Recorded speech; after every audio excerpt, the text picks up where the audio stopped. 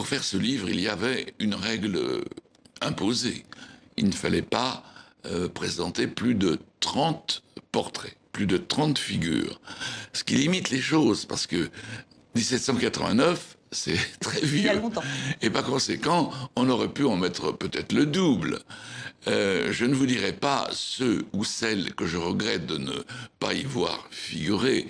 Plutôt, parlons de ceux qui y figurent. Alors, oui, il fallait, si vous voulez, dans mon esprit, montrer précisément l'extrême diversité, la pluralité des gauches. Depuis l'extrême gauche, alors disons Robespierre, si vous voulez, jusqu'à la gauche la plus modérée. Exemple, Édouard Herriot. Et quand on compare Édouard Herriot avec Arlette Laguiller, on peut se dire, mais qu'est-ce qu'ils font dans le même bateau?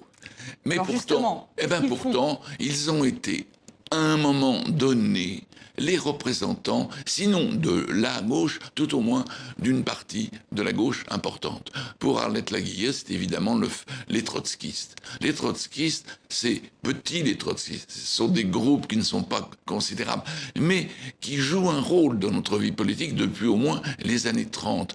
Édouard Herriot, lui, ça a été le chef du Parti radical dans les années 1920. Enfin,